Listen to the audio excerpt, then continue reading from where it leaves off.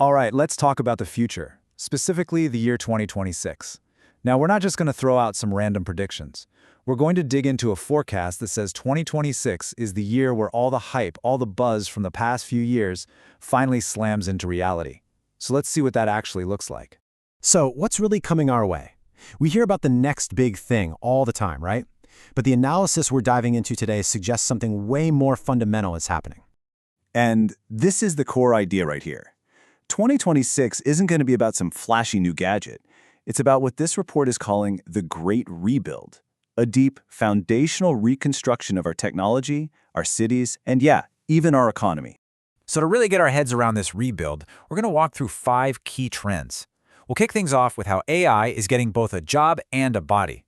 Then we'll look at how our cities are getting a second life.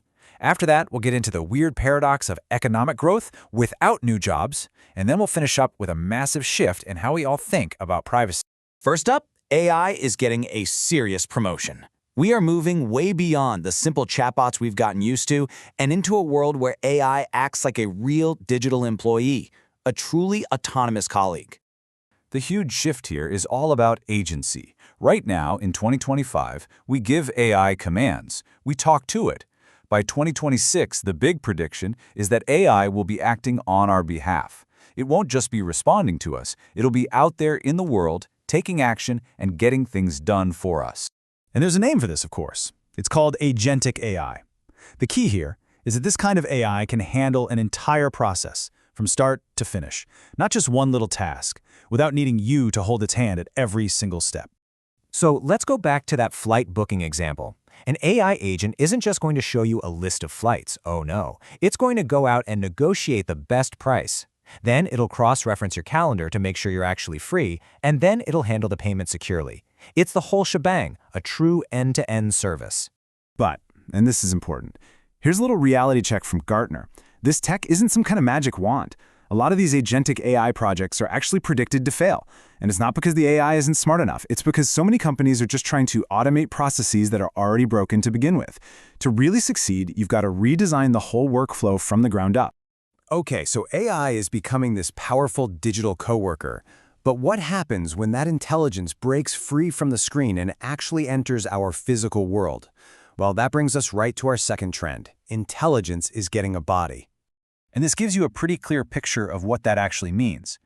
I'm talking about smart traffic signals that can actually prevent gridlock in real time, or lights-out factories that are run entirely by swarms of robots coordinating with each other.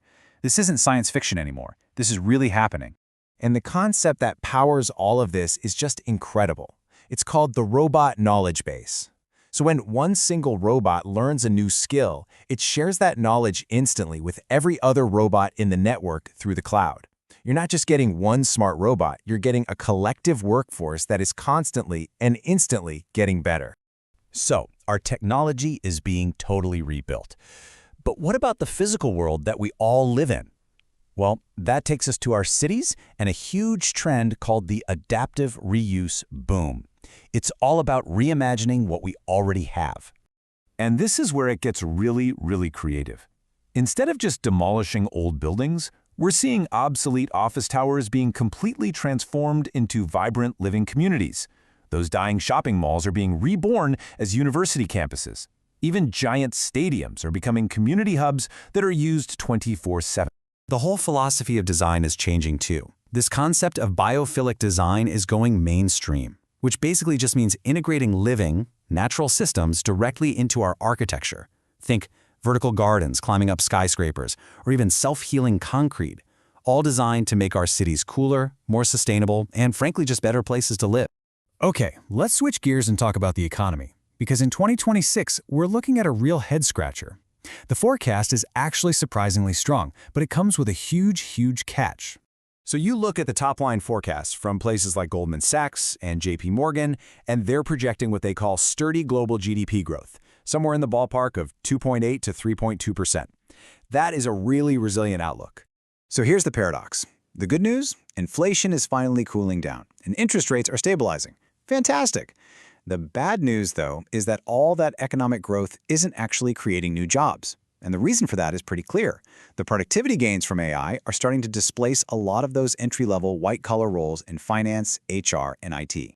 But there is one major exception to this trend. India. India is poised to be the absolute breakout economic star of 2026, with a projected growth rate of 6.7%.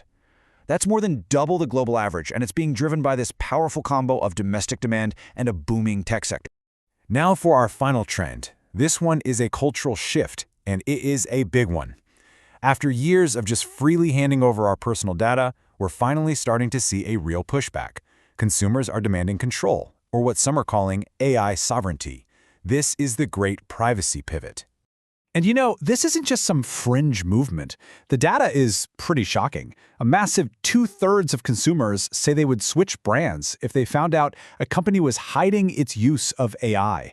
Transparency is no longer just a nice-to-have. For a lot of people, it's a deal breaker. This demand is actually driving some pretty cool innovation.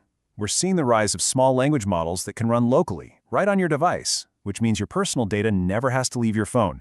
And at the same time, the whole digital detox idea is moving from a trend to a full-on survival strategy, which has led to a surprising sales boom for basic, no-frills, dumb phones.